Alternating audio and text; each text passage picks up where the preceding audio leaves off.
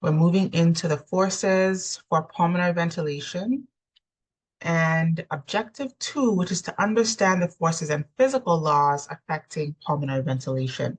So we're going to recall some of the laws we talked about with the blood and then see how they apply a bit differently here with the lungs and air. So the overarching question that I want to start with, and I want to have a response from you guys, so you can respond in the chat if you want. But air moves through the airways similarly to how blood moves through the vasculature. Knowing this, what do you think drives airflow and what do you think might slow it down? So take a minute or so, write your responses down, right? Ponder on this question, and then let me know what you think. If air moves through our airways in the exact same way that blood moves through the vasculature, what is driving the flow and what might slow the flow down?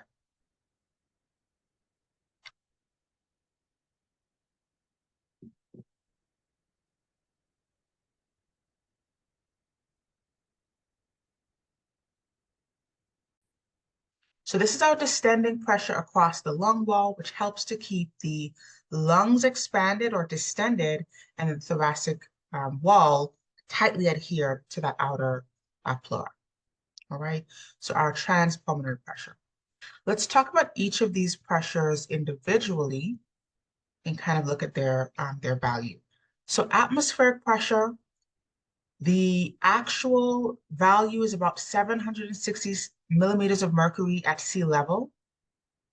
Now, again, this is going to be lower at higher altitudes. Let's say you go to Mount Everest or just somewhere way high above sea level, which most of the states here actually are. If we go that high above sea level, we actually get a smaller atmospheric value than is set at 760, which is at sea level. And the same thing is true for underwater. The lower underwater we go, the lower below sea level, the higher the atmospheric pressure becomes.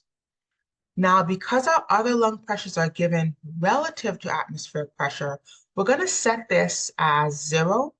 So 0 millimeters per mercury is our relative atmospheric pressure, whereas 760 millimeters per mercury is our actual atmospheric pressure, okay? Because our other pressures are going to be relative to this, we can zero this out. We can set this at 0 and just consider the difference of the other pressures when compared to this number of 0. And I'll give an example of what that means coming up. Our intraalveolar pressure, the pressure of the air inside our alveoli, this is given, again, relative to atmospheric pressure. So let's say atmospheric pressure is 0. Our intraalveolar pressure at rest, if there is no airflow, is also 0.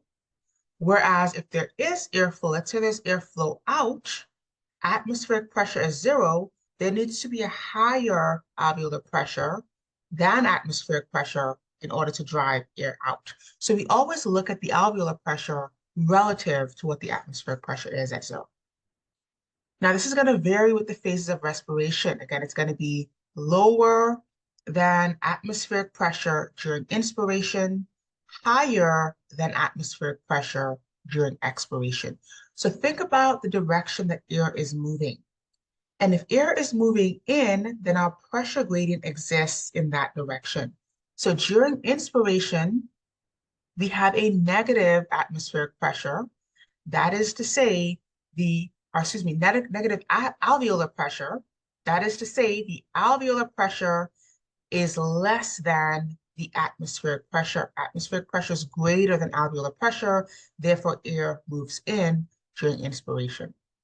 During expiration, our intraalveolar pressure becomes positive, which means the alveolar pressure is greater than the atmospheric pressure, which means air is going to move out. All right, so always think about the direction of airflow, and then you can deduce the gradient based upon which way air is flowing. So overall, the difference between our alveolar pressure, intraalveolar pressure, and our atmospheric pressure is what drives ventilation. This is our bulk flow. Okay, the change in these two pressures, which in this case is simply subtracting, is what drives ventilation. Next, we have our intrapleural pressure. This is the pressure between the layers of the pleural sac, so the parietal pleura and the visceral pleura. This is always negative, okay? I mentioned how when this becomes positive, that becomes dangerous for the lungs for ventilation because the lung collapses. So it's always negative under normal circumstances, and it's always less than the alveolar pressure. In that, it has to be negative. Okay, so if the alveolar pressure is 0, then it's -4, and vice versa, and so forth. So it's always going to be less than the alveolar pressure. And then it varies with the phases of respiration as well. So at rest, it's -4 millimeters of mercury. All right, so that is going to be again a negative pressure, but 4 millimeters of mercury less than the alveolar pressure. And then because it is negative, it is what prevents the recoil of the lung inward and the recoil of the thoracic cavity or the chest outward. So that negative pressure and the elasticity of the lungs and chest wall is what keeps both of these structures adhered together. And these opposing forces pull the two layers of the intrapleural space and prevent them from pulling apart. This pressure that is exerted by both of these structures, again, the inward recoil from the lungs and the outward recoil from the chest cavity, that opposing force is called the surface tension, okay? And that is what keeps our lungs inflated and keeps those two structures together. So let's look at that. So here is our lungs, right? A schematic of our lungs, both lungs, our bronchial structures. Here is our chest wall. This is in orange. And this is mimicking the muscles such as the diaphragm, the intercostals, the ribs, which together create the chest wall. And then in between, we have our pleural sac. So remember we described the visceral pleura, which is tightly adhered to the lungs. And that is continuous with the parietal pleura, which is tightly adhered to the chest wall. And so if you look at our pressures in this space, right, our intrapleural pressure, its actual value is about 756 millimeters per mercury. But again, we're going to look at its relative value because we're going to simply consider atmospheric pressure to be 0. And then now we're going to look at this relative to that 0. So the relative atmospheric pressure is -4 millimeters per mercury. All right. So again, we want to think about how the actual value differs from the relative value. The relative value is considering we zero out the atmospheric pressure, and then we look at how the other pressures differ compared to that 0. So -4 millimeters per mercury is our relative intrapleural pressure when compared to 0 atmospheric pressure. And then we want to think about our intraalveolar pressure, the pressure inside our alveoli. Remember, the intrapleural pressure must always be negative than the intraalveolar pressure. So the intraalveolar pressure here is 760. It's the same as atmospheric pressure, which is therefore 0 in terms of that relative pressure. And so to calculate our transpulmonary pressure, i.e. our distending pressure, we simply subtract our intrapulmonary pressure from our intraalveolar pressure, and that gives us 4 millimeters of mercury. So again, this is the pressure that is keeping our lungs distended. It's keeping both of these structures adhered together, visceral pleura, parietal pleura, lung and chest wall, and keeping our lungs inflated or distended, our transpulmonary pressure. So notice how, again, this pressure has to be 0, but the forces that are acting to keep these two structures adhered is owed to that negative pressure. We have one force that is pulling against the recoil of the chest wall. We have an opposing force that is pulling against the recoil of the lung. And together, those two opposing forces creates a surface tension that keeps our lungs distended. So if we have an interruption to that pressure, right? Let's say we have, this is a normal circumstance, intraalveolar pressure is 0, intrapleural pressure is -4, so it is less than intraalveolar pressure. And now we puncture the pleura and we introduce air into the intrapleural space or the pleural space here. Now we're going to see that the pressure here drops to 0, right? Or rises rather to 0, from -4 to 0. So now we have introduced air in this space. The pressure is no longer negative. Now what's going to happen? The lung is going to recoil on its own.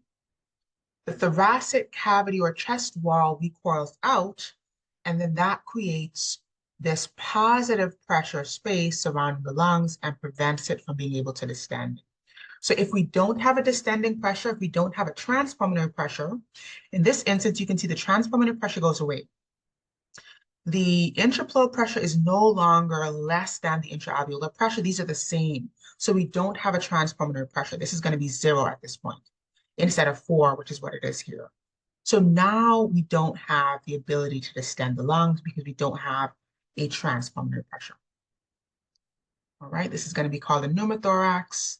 When air is introduced here, this is a life-threatening emergency. This is why when folks are in any type of trauma, if there's fracturing of the ribs, any type of injury to the chest wall, we first want to evaluate for respiratory damage because this can be very insidious. This can sort of happen. You can puncture a lung, not even know it. This takes a bit of time to happen.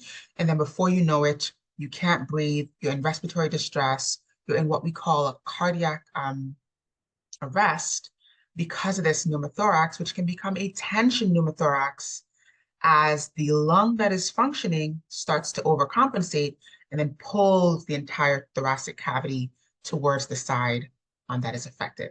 So this can become very dangerous and, this can lead to hemodynamic instability, shock, and then just overall bad for the heart and lungs, okay?